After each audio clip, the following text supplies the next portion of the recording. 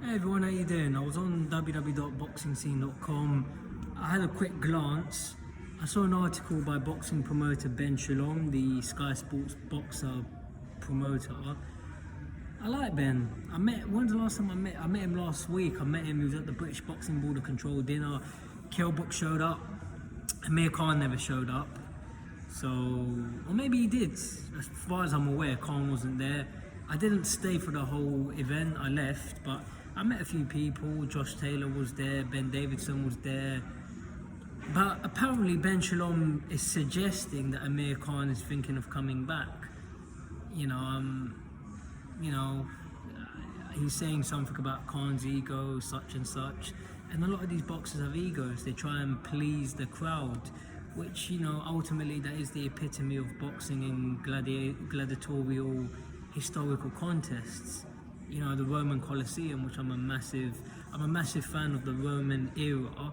So I understand, you want to please the crowd, you want to be cheered and them chanting your name, and getting paid money as well doesn't sound too bad. But I just think, there's a time when boxers need to walk away from the sport of boxing.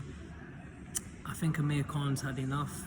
Physically, he's taken a lot of damage. He's been hurt, he's been knocked out, he's been knocked down. Kell Brook did a lot of damage. And it's up to Amir Khan. Personally, I think he should just leave the sport of boxing. I don't think taking on the Kell Brook fight was probably wise, to say the least. But I wish Amir Khan well. I wish everyone in boxing well. It's a very difficult sport. You put so much time and effort, and you may not even make money. And Khan has put so much of his own life and his energy on the line. However, when does it end? What if Amir Khan ends up in serious damage, or say he gets put in a coma or something along them lines? It's up to him.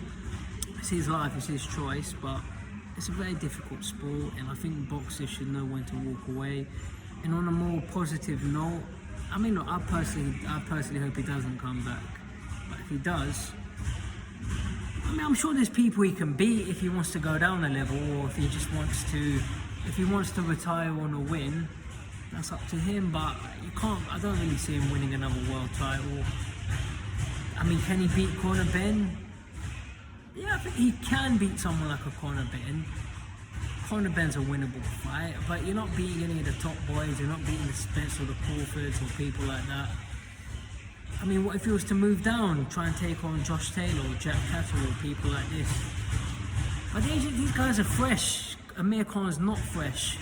His body's taken a lot of damage, so it's up to him though. I'm not going to feel sorry for him if he comes back and gets hurt, but it would be a shame to see. How many times you see boxers go on too long? The Muhammad Ali's, the Mike Tyson, the George Foremans, the Larry Holmes, the Sugar Ray Robinsons, the Joe Louis. So many of them. Rocky Marciano got out nice and safe. Gene Tunney, not a lot do. Sugar Ray Leonard, Marvin Hagler. You'd say that those, also not Sugar Ray Leonard, Marvin Hagler, he retired at a good age. He didn't take a lot of damage. He retired with 1 or 2 losses. The loss to Ray Leonard, and there was the loss to, who was it that he got robbed against? The champion.